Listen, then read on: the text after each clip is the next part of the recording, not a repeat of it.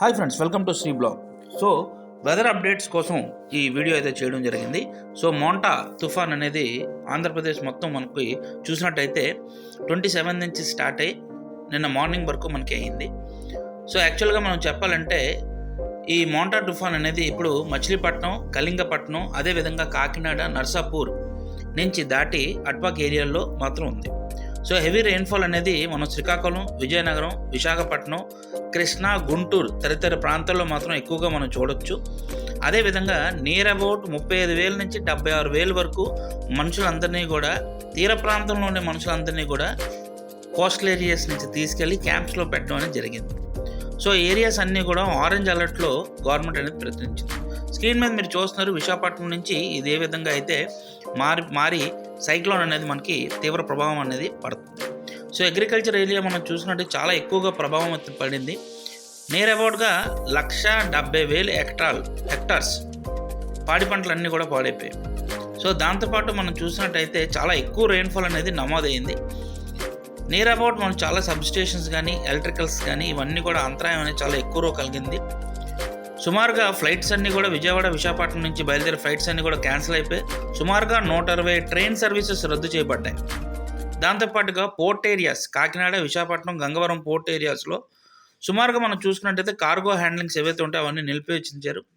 So దాంతోపాటుగా severe cyclone effect అనేది మనం చూడబోతున్నాం. సో ల్యాండ్ ఫాల్స్, అదేవిధంగా ఎక్కువగా చెట్లు పడిపోవడం ఇవన్నీ కూడా ఎక్కువగా ప్రమాదశాఖకి గురయ్యాయి.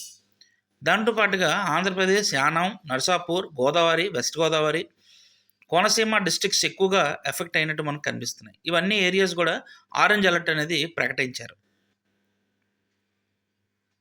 సో ఎన్డీఆర్ఎఫ్ కానివ్వండి, స్టేట్ గవర్నమెంట్ కానివ్వండి చాలా వండర్ఫుల్గా వర్క్ చేస్తున్నారు. జీవీఎంసీ సిబ్బంది కానివ్వండి ప్రతి ఒక్కరు కూడా చాలా వండర్ఫుల్గా వర్క్ చేస్తున్నారు. పోలీస్ యంత్రాంగం మొత్తం అంతా కూడా చాలా అప్రమత్తమై ప్రతి ఒక్క సిటిజన్స్ అందరికీ కూడా చాలా జాగ్రత్తలన్నీ చెప్పి వాళ్ళందరూ కూడా బయట రావద్దని హెచ్చరిస్తున్నారు. ప్రతి ఒక్కరు కూడా ఇంట్లోనే ఉంటే సేఫ్టీ. దాంతోపాటు ఇండోర్లో ఉండి అందరం కూడా జాగ్రత్తగా ఉందాం. రెసిడెన్సెస్ అందరూ కూడా ఇంట్లోనే ఉంటే చాలా మంచిది. స్టేట్ గవర్నమెంట్ అనేది స్పెషల్ జోన్ ఇన్ఛార్జ్గా పెట్టి కొంతమంది రీహాబిలిటేషన్ సెంటర్స్ ఇవన్నీ కూడా క్రియేట్ చేశారు. సో ఎవరికైతే ప్రాబ్లమ్స్ ఉన్నాయో, అదేవిధంగా ఎవరికైతే ఇబ్బంది కలుగుతుందో వాళ్ళందరూ కూడా హాస్పిటల్స్, అదేవిధంగా ఇవన్నీ సిబ్బందుల్లో కనుక్కొని రిలీఫ్ అయితే ఇమీడియట్గా పొందొచ్చు. దాంతోపాటు అవర్లీ సైక్లోన్ బులెటిన్స్ కూడా కమ్యూనికేట్ చేస్తున్నారు. దీనివల్ల మనం అప్డేట్ అవుతాం ప్రతిదీ కూడా ఏ విధంగా అయితే మనకి ఎఫెక్ట్ అయితే అవుతుందో. సో చూడొచ్చు మీరు టీవీ5 ఇవన్నీ కూడా యంత్రాంగం, న్యూస్ సిబ్బంది అందరూ కూడా ఇక్కడికి వచ్చి కవర్ చేయడం అనేది జరిగింది. దాంతోపాటు న్యూస్ అప్డేట్స్ కూడా ఈజీగా ప్రతి ఒక్కరికి కమ్యూనికేట్ చేయడం అనేది జరుగుతుంది.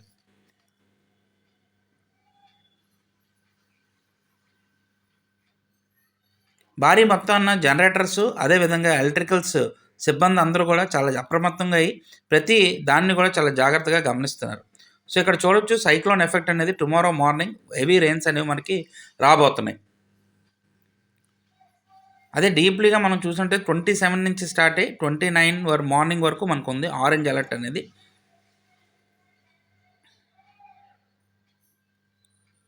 సో బ్యాకప్ హాస్పిటల్స్ అవైలబిలిటీస్ ఇవన్నీ కూడా జాగ్రత్తగా సిబ్బంది అనేది చూస్తున్నారు. దాంతోపాటుగా మనం చూసినట్టయితే ఎస్ఎంఎస్ అలర్ట్స్ కూడా మనకి ప్రకటించారు. సో దీని ద్వారా ఎవరైతే ఇబ్బంది పడుతున్నారో అంటే ఇవాక్యుయేషన్స్ ఇవన్నీ కూడా వాళ్ళందరికీ గవర్నమెంట్ అనేది స్పెషల్ కేర్ తీసుకొని ఇవాక్యుయేట్ అనేది చేసింది.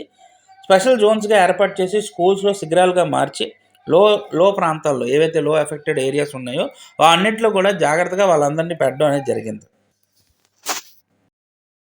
అయితే జీరో లాస్ ఆఫ్ లైఫ్ గోల్తో ముందుకెళ్తుంది. దాంతోపాటు ఆర్టీజీఎస్ అంటే రియల్ టైమ్ గవర్నమెంట్ సిస్టమ్ని తీసుకొచ్చి ప్రతి ఒక్కరిని కూడా అప్రమత్తం చేసి చాలా జాగ్రత్తగా చూడడం అనేది జరుగుతుంది.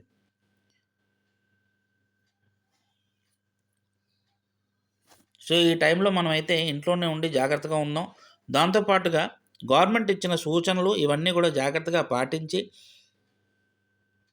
బయటికి వెళ్లకుండా థండర్ స్టార్మ్స్ నుంచి జాగ్రత్తగా ఉండి ఇంట్లోనే ఉండి Kakinada district, Machilipatnam, doctor Ambedkar, Konaseema district, Narsapur, east Godavari district ఇవన్నీ కూడా ఎక్కువగా ఎఫెక్ట్ చేయనట్టు మనకు కనిపిస్తుంది. కరెంట్ కూడా ఎక్కువగా కోత అనేది మనం చూడొచ్చు ఈ పర్టికులర్ సీజన్లో. దాంతోపాటు తిరుపతి, చిత్తూరు ఇవన్నీ ఏరియాస్లో కూడా ఎక్కువగా హెవీ రెయిన్ఫాల్ అనేది రికార్డ్ అవ్వడం మనం గమనించవచ్చు.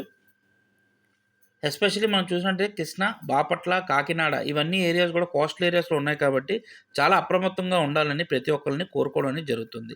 దాంతోపాటు కోస్టల్ ఏరియా వైజాగ్ ఇక్కడ కూడా భారీ వర్షాలు, అతి భారీ వర్షాలు కూడా రావడానికి అవకాశం అయితే ఉంది.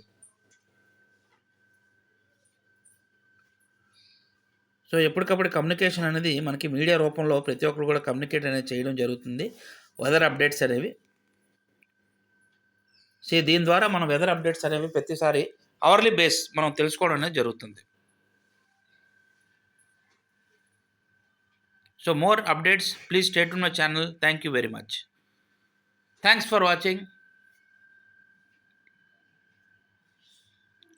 For more updates subscribe to my channel.